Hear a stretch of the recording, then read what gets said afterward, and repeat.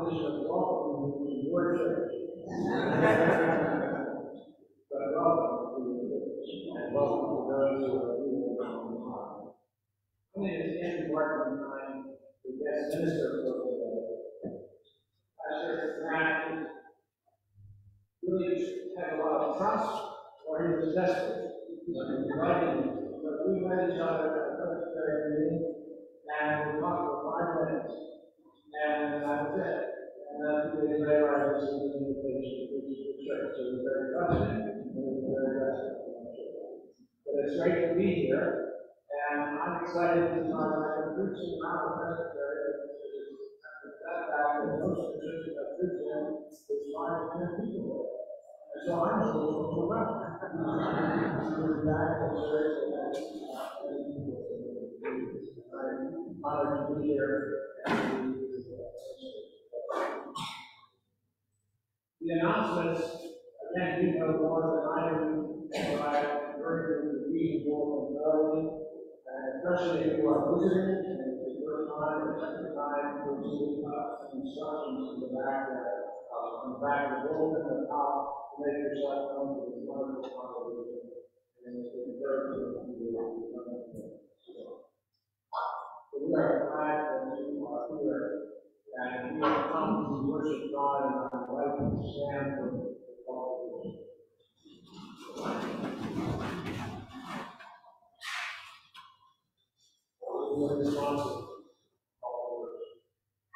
I will sing of your steadfast love, O God, forever. Your faithfulness is as firm as the heavens. Happy are the people who know the pestilence shot. Happy are they who walk in the light of your countenance. For you are the glory of their strength. Let us worship God. Our hymn is 612. 612. We praise you, God.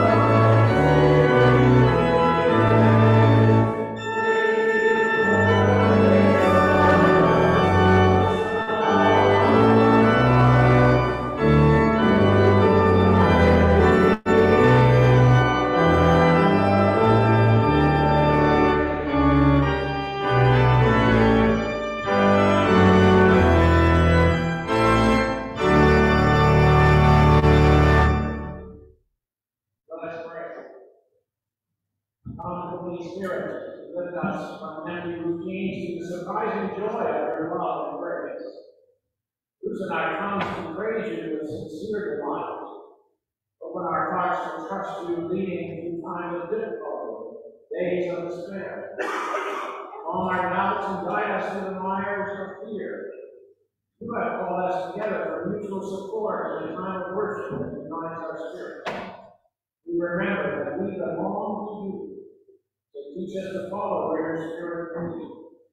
In Jesus Christ our Lord. Amen. If we say that we do not have sin, we fool ourselves, and the truth is not in us. And when we confess our sins, God is faithful and just to forgive our sins and to cleanse us from unrighteousness. The people of God, let us make this prayer of confession. God, we know that you love, you seek to save us, and we know that we too often turn away. Forgive our failures to follow your love and walk in your way. Heal our hardened hearts and open us to all that you will do. Hear us now as we confess the silence of our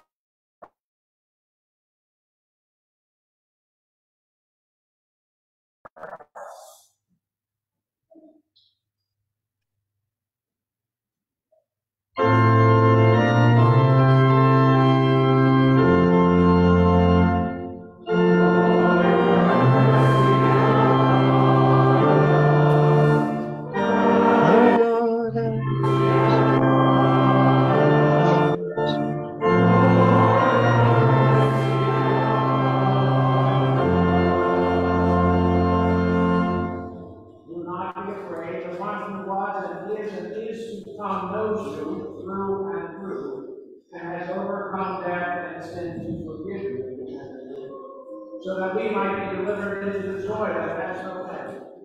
Friends, our sins are forgiven in Jesus Christ. Indeed, we are alive to God in Christ Jesus. Amen.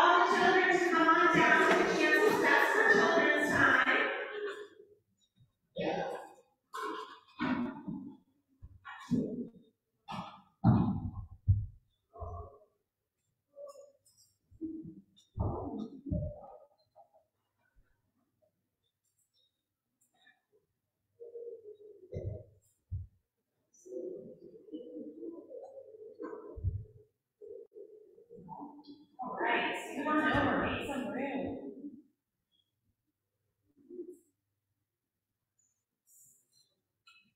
Good morning. Good morning. It was okay, but Pastor Max is here, so since he's not, let's, in honor of him, let's do it nice and loud. Good morning. So much better. Thank you. As most of you know, I'm Miss Emily. It's nice to see you all. Pastor Matt is not here. He's enjoying some much-deserved rest and relaxation, so he asked myself and Miss Lauren to do children's time today. So as I was thinking about children's time, I was thinking about the summertime. And the summertime is such a fun time to go visiting people. Maybe you go to visit a grandparent or a relative that's really far away that you don't get to see. Has anyone done that this summer, or does anybody have plans to do that? Oh my goodness. All right, now we see who we're visiting.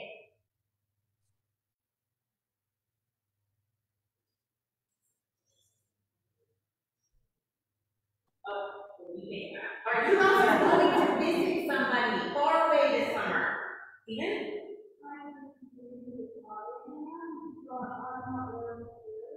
Who would you go visit?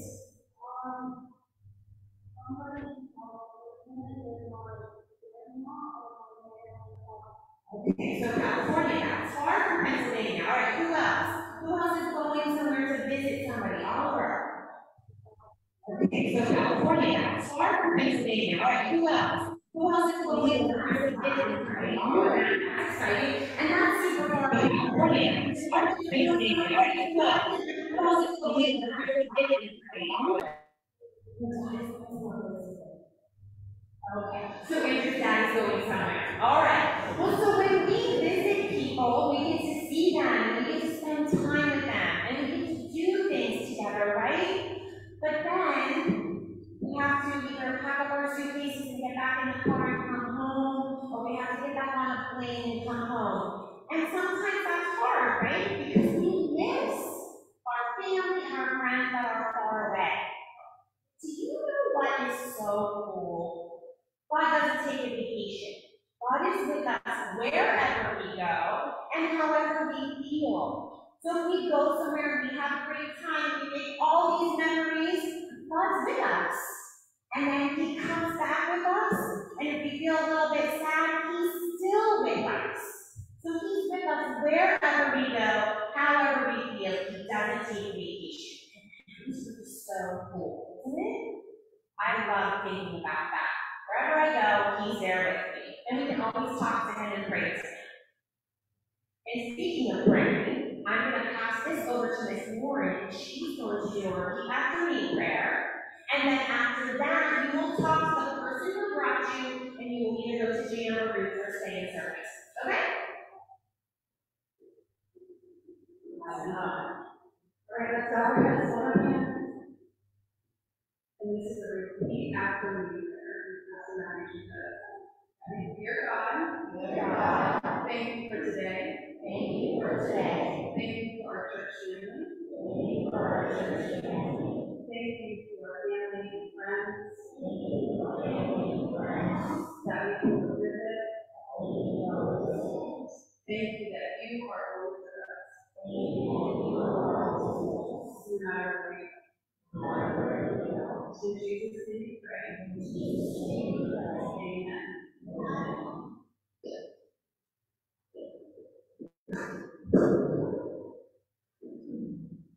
Okay, kids, don't go. All right, go find your grown-up.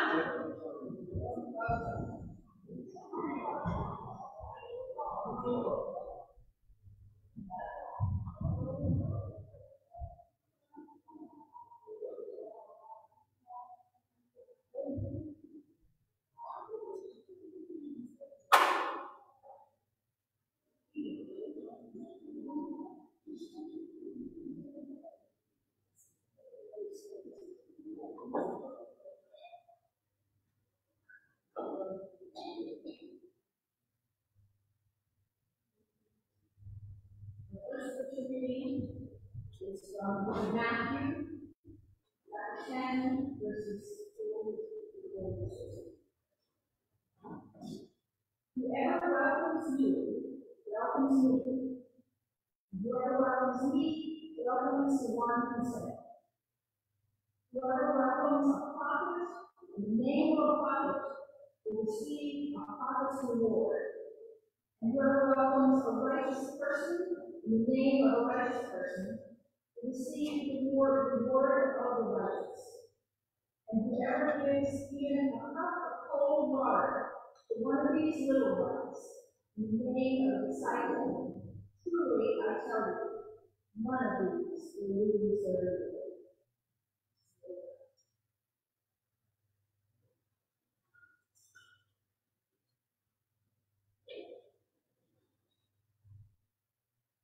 Let's return to Genesis, and how the support of the gospel of the Old Testament from preaching from the Old Testament text in Genesis. Chapter 22.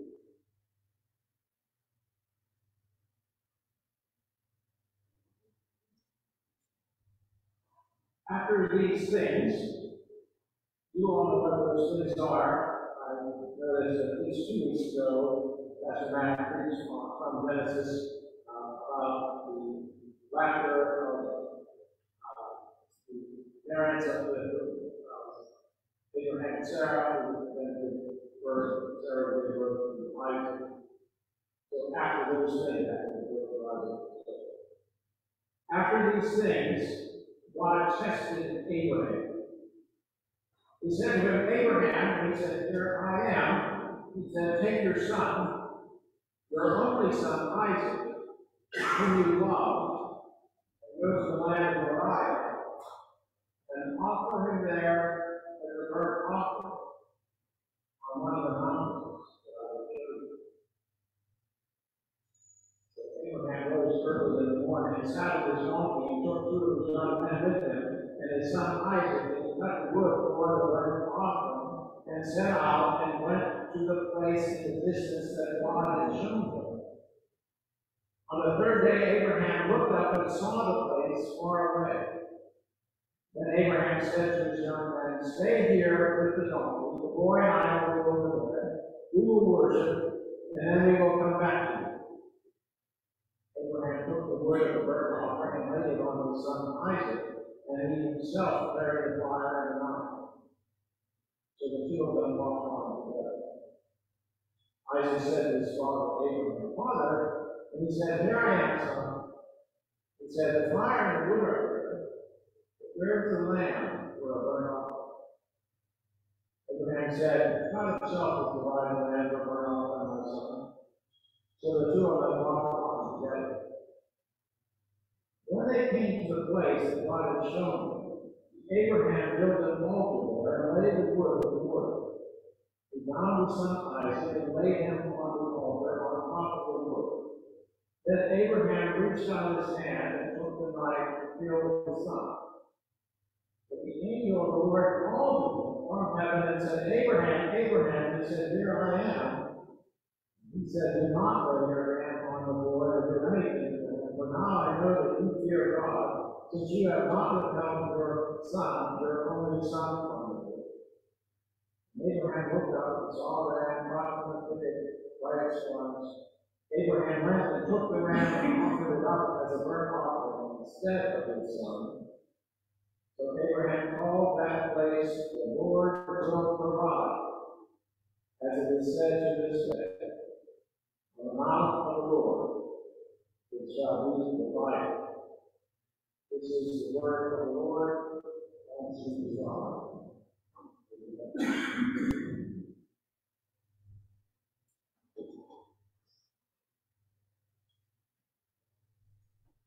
So things you might want to know about me, or as someone tell you, you can provide others. I am retired 5 years, and I live outside of weather, not in the metropolis of weather, Pennsylvania. I'm going to know where you need it out. Weather is about an hour and 15 minutes from here, kind of between Jim Thorpe and Hazel. Getting closer. Have any of you ever heard of the hill climb? It's a big event. Hundreds of people come to weather. You need to get out. So I live on 185 acres, and we built a house there, and we bought probably over 10 acres. A lot of us, and we occasionally host retreats for individuals, and we have a group called Oasis Ministries, and and we 3 retreats there every year, small, very small groups. I bring you these things because maybe you want to know who the preachers do, but also because I want us to start by thinking about what it is we find in life. Now, there was a time number of years back before the retirement that I was said things like, hey, my books are really important, I really like my library. Or I would have talked about maybe my education or the position that I held in the church. These things were important, but also I would think my reputation as a person and pastor, those were very important. But now I recognize, to be honest, my property, our house, mean a lot. But yet, I know that if I were confronted and had any kind of choice, certainly my family would come first and would be something that I prize about those other things in my life. I am husband to 4 kids. And 3 children, all married, and the most important, 6 grandchildren. So when the children came up, I thought, oh, maybe I should have done children's time. I just felt feeling from me and my stranger. We did it all. But as soon as I saw them, this is my grandchildren, they range from ages 2 to 10. It's very important to me. Now, when we talk about these things that we pride that are so important to us, we don't like the thought of ever having to do anything without them. If I had to choose, what would I choose? When events come along that maybe realize that we were going to move, maybe we had to downsize a bit, what books am I going to keep? What books am I going to get rid of? How will I get rid of it? Well, fortunately, in the time I didn't have to give up family, if anything, my family has become a higher priority.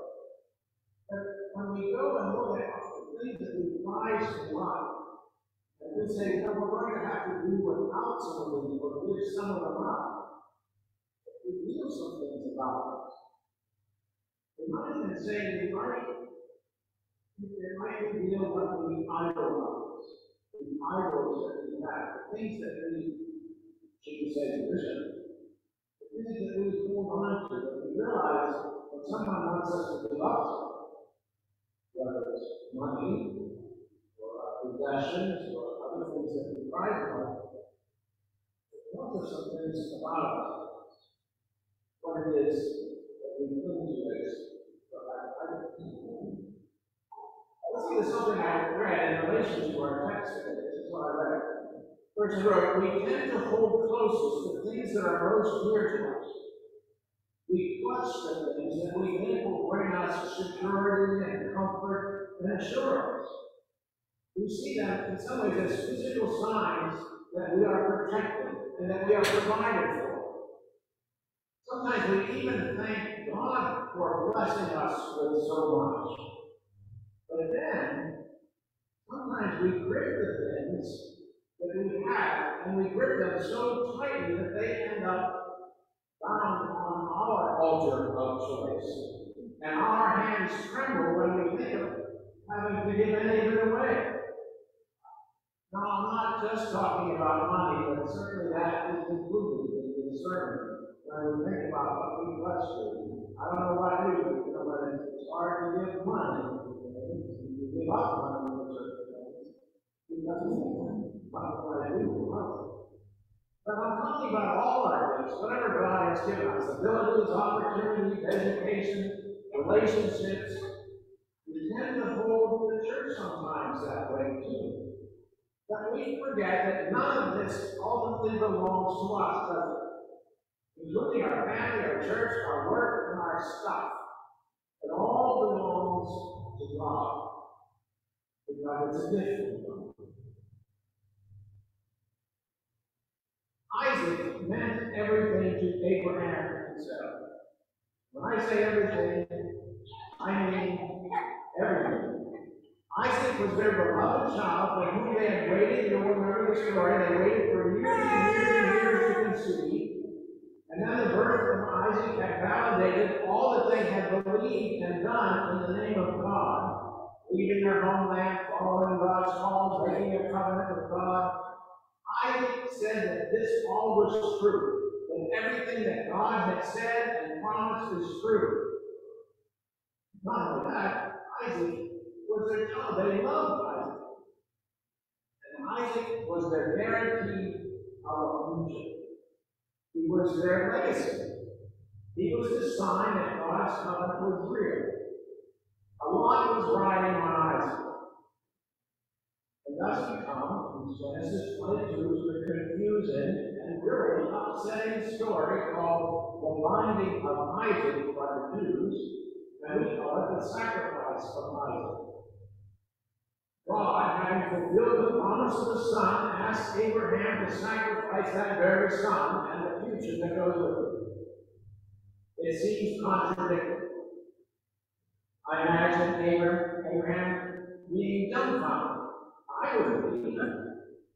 The Lord said, Abraham, you know your son Isaac, the very son I have promised you, the son who provides the whole future of the land and the people, the son you love more than anything else. You know that son? Oh, yes, Abraham says, I really appreciate the son. Everything riding on Isaac, and we are so grateful. God said, well, I want you to give him up. I want you to sacrifice him to me. I don't know about you, but I can hear Abraham remind say that again. It made no sense. Now we read the story, and of course we have an explanation. This is a test. This is only a test. God was not really going to have Isaac killed. We say God will never do such a thing. He just wanted to test Abraham's faith. But we're not too sure of that. Plus, Abraham didn't know anything about that. He assumed that it was real. It was real. It would hardly be a true test if Abraham only pretended, knowing about God really not to go through with this. When at a school or an office building run a fire drill, nothing takes it seriously, do they? They know it's always a test. But imagine the difference if the fire alarm sounds just as someone yells out, I smell smoke. It's a big difference. It may be presumptuous or misguided sometimes when we say God is really testing my faith because we're going through a tough time. Maybe it's yes, and maybe it's just one of life's tough times. We have to be careful. Especially when this test is say, oh, wonderful. This is what Abraham does. There's something else. I was captivated by old business scholar Clarence Strickland because he said the test was not designed just to teach Abraham a lesson or to improve his faith. This revealed Old Testament scholar said it's possible that the test was as much for God as it was for Abraham. I forgot what I read that. After the test, God said, now I know that you fear God. As if God had not been sure. Remember, Abraham's trust had been up and down so far in this journey. And now that they had a son, what was there to hope for? Abraham had what he wanted. So would Abraham keep his faith in God? God needed to know as much as Abraham did because God's future plans depended upon Abraham. So Abraham, this is a request from God. A man from God. It was real. It was terrible. Abraham seemed to assume that God was up to something, and having come to trust God, but through his past experiences, he has come to trust God. Abraham willingly followed orders as hard and as horrible as they seemed. He trusted God. Trust. Tom Davis of Blue Chapel says, that is what this test is about. Trust.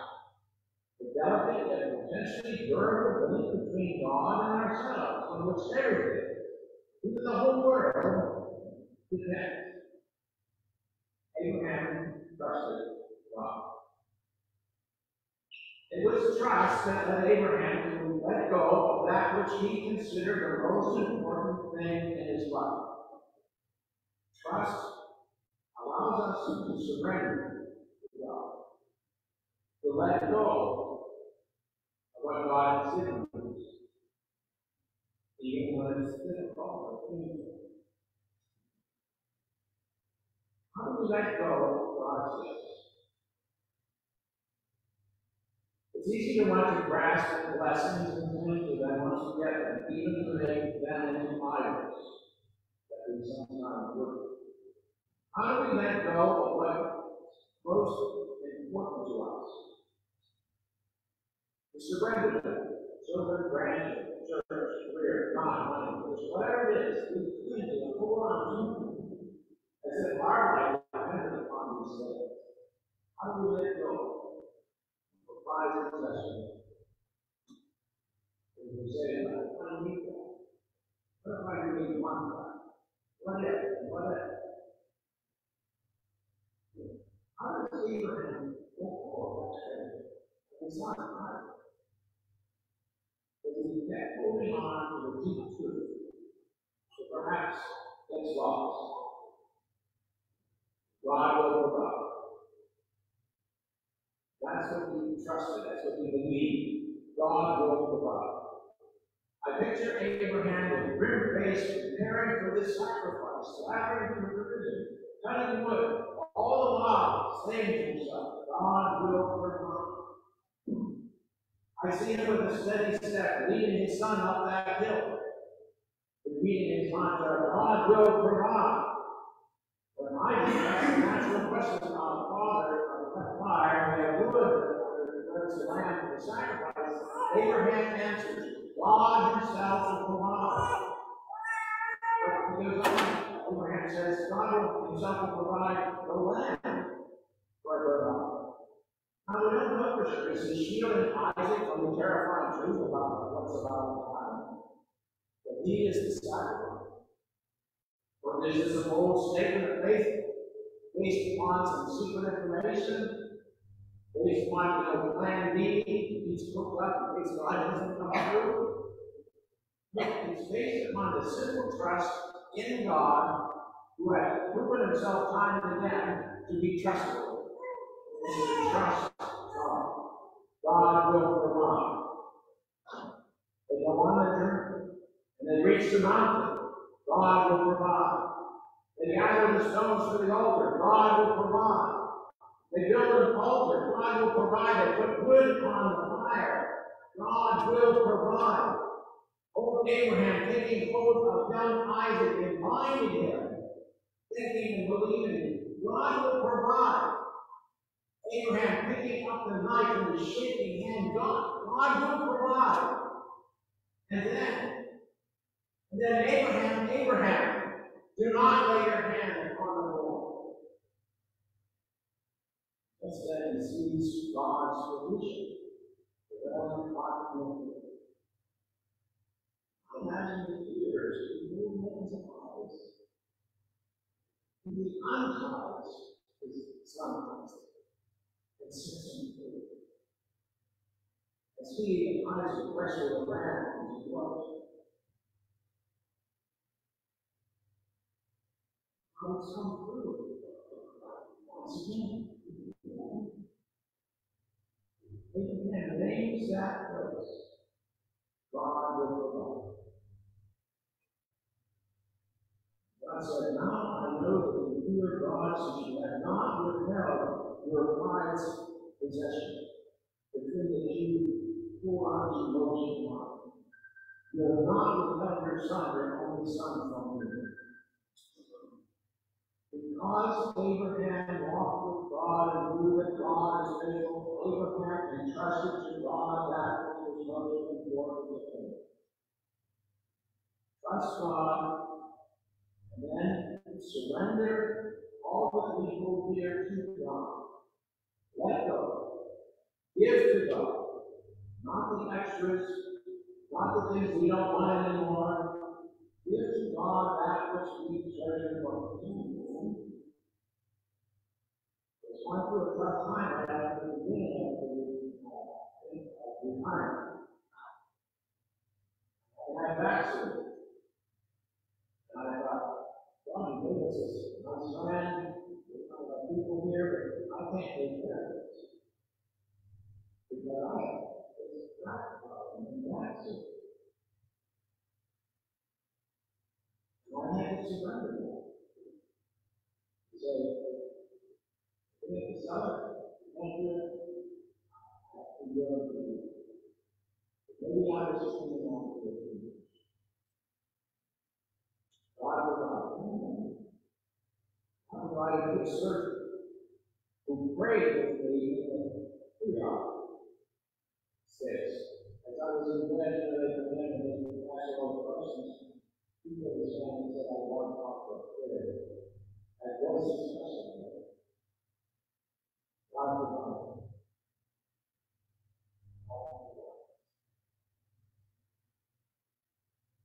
We need to trust the God who will provide. It will free us up with so many aspects of our lives that we think that cause so much stress and anxiety. Trust God.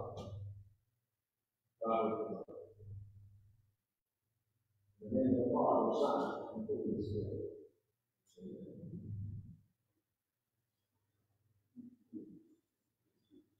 Again, is 739 over a closer.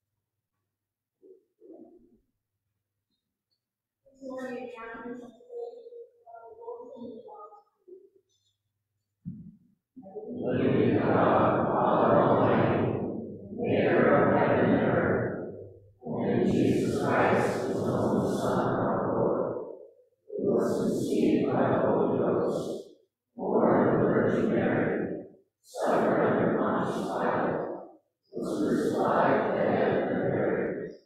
He descended into hell. The third day he rose again from the dead. He ascended into heaven, and sitteth on the right hand of God, the Father Almighty. From thence he shall come to judge the living and the dead.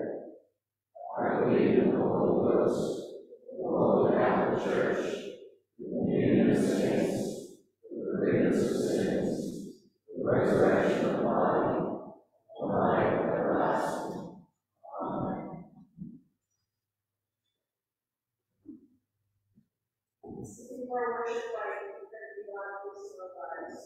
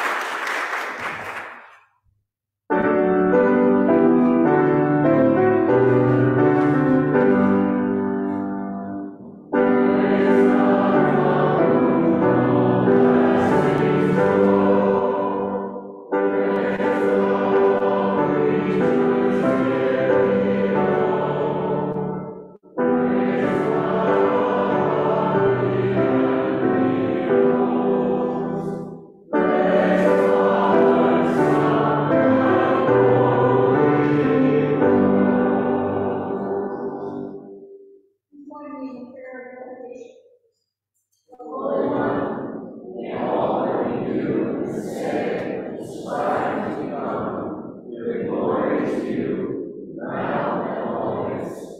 Amen.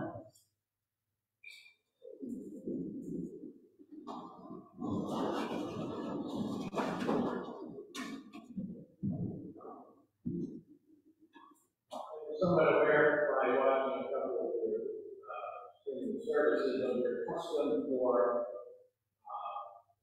prayers of people. So I am intentionally deviating from that a little bit, in part because I don't know you and to try to interact with you the way that Pastor Matt is able to be challenging me, but also it's a good chance I won't hear you. Like, I have hearing aids, they help somewhat. But I do want to give you the opportunity to share with the community your prayer concerns. So I would encourage you to especially attune to those near you, so that then when we go to the time of prayer, that you will be able to pray for that concern that you've heard. So I'm not going to pause between each one. I will just simply receive all the prayer concerns, and then I will lead us in prayer. So I would ask at this time to see if we do have any prayer concerns at this time. Raise your hand and let me know if I can call you. The prayer concerns today.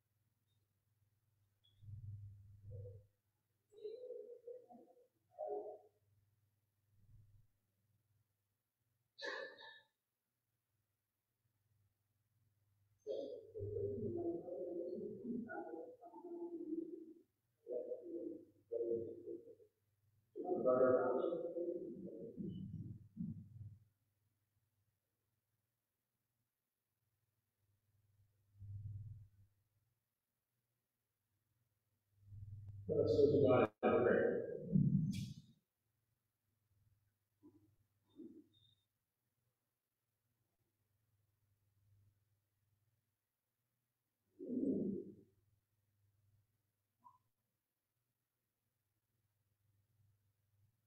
On this day, we gather community of faith. We approach confidently your throne of grace, the mediation of Jesus Christ.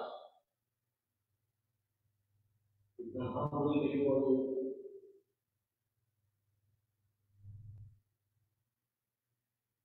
We bring to you the needs of individuals in this particular congregation. We lift up to you the various ministries of this church, asking you to bless them and make them fruitful, proclaiming and living and leading the gospel of Jesus Christ. We pray for Pastor Matt as he is praying. We do pray that he will give him rest and restoration through this time of God.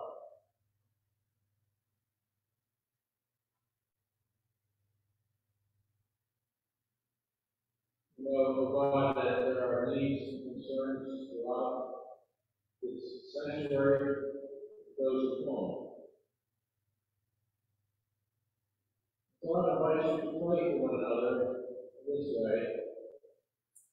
But invite you to pray for the person who is on your left, and if you are at home, I'd like for you to pray for our neighbor, or if you are with others, pray for the person on your left. Including any concerns that can voice as well.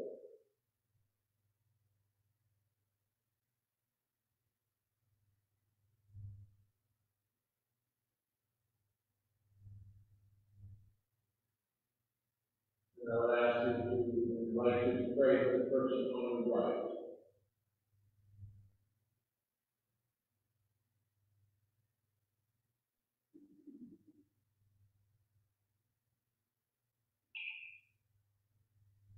And in turn, pray for the person who is in front of you.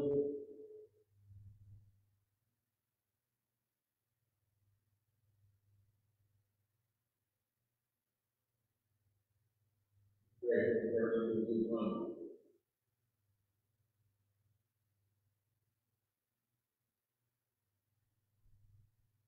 And those home will pray for neighbors and friends.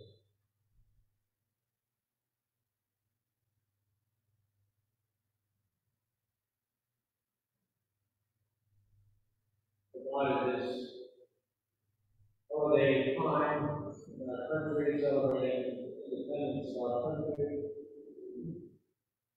we lift up those who serve us, the public officials, all who are in government,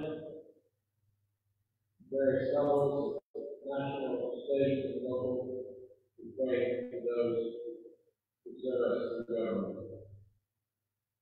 We pray for those who serve in the military.